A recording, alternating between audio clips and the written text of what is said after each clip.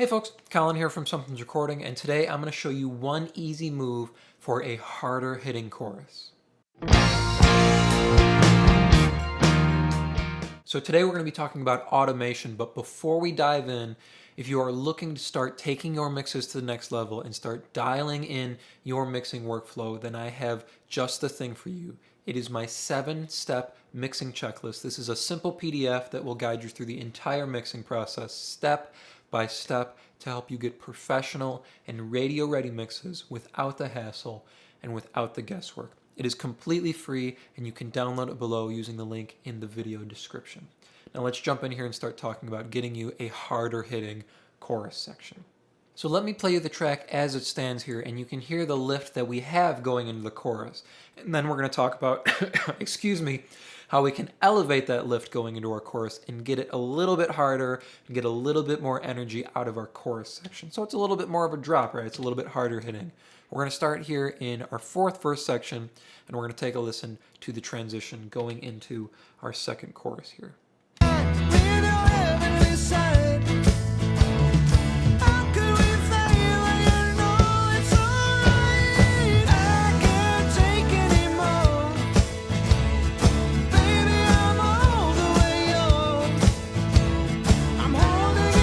So we have a little bit of a lift there, right? There's a little bit more energy that comes into the track, and that's some of the production tricks we're using to get that into our chorus, right? A couple extra guitars come in, some panning elements.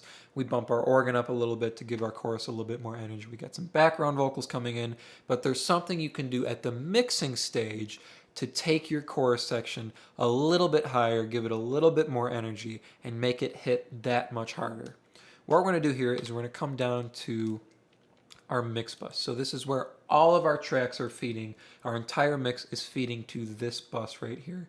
And we're going to create an automation lane for it. And it looks like it jumped into my background vocals folder. So we're just going to drag it out of there, and we'll take the effects and the mix A with it. What we're going to do with this is we're going to dip the volume in our verse section by about 0.5 dB to start. What that's going to do is it's going to give us a 0.5 dB boost in volume going into our chorus section. So our chorus is going to hit that much harder. Now I know a 0.5 dB seems like a very small amount, but you got to take into account that our entire track, our entire mix is feeding into this bus. So a 0.5 dB boost in volume is across the board. You got to imagine it being on every track, right? So I'm going to go to our extra large setting here so I can get that 0.5 dB move. We're going to take our 3rd verse and our 4th verse here, and we're just going to pull it down a 0.5 dB, and we'll take a listen to that same section and see if we get a little bit more energy boost going into our chorus now, right?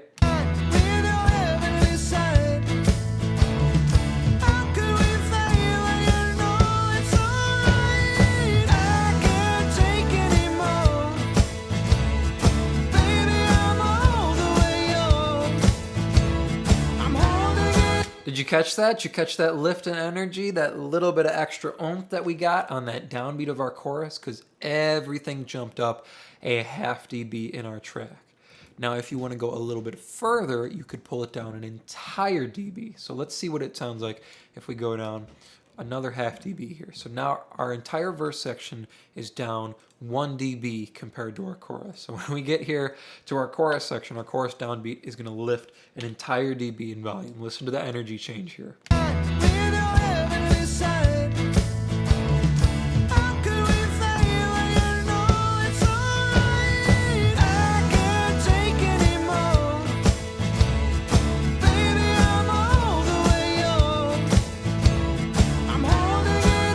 So something like that is a little bit too noticeable for me. That sounds like a volume change. Sitting here at the 0.5 dB range, if we're just pulling our verse down just a 0.5 dB, it's not a noticeable volume change. It feels like the chorus hits really hard, right? And that's what we want. We want the chorus to hit harder. We don't want the verse section to feel like it's quiet compared to the chorus section. So listen one more time. All we have is our verse tucked down a 0.5 dB, and then we'll do a before and after on this hit on our chorus section here.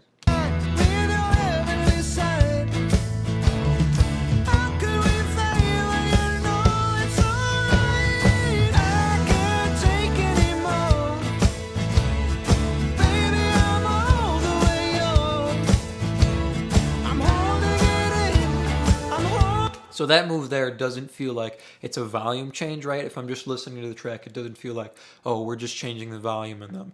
It feels like the chorus hits a little bit harder, and that's what you want. That's what you want your listener to feel. You want your listener to feel like the chorus is dropping pretty hard, and you're getting that extra energy coming into this section, because it's the main section, right? It's an important section of the song. Let's do a before and after here. So I'll turn off the automation. So here's our track beforehand, and then we'll go back and I will turn it on.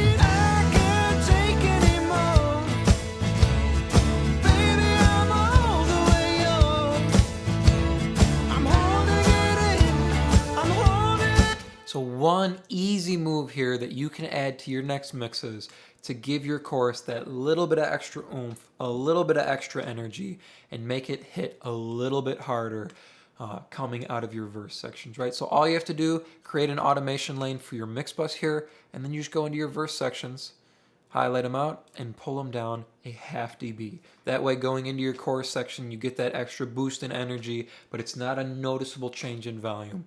It's just a little bit harder hitting going into your chorus section. Just a quick one here for you today, but I hope that was helpful for you. And like I said before, if you're looking to take your mixes to the next level and start dialing in your workflow as a mixer, then I have just the tool for you, and it is completely free.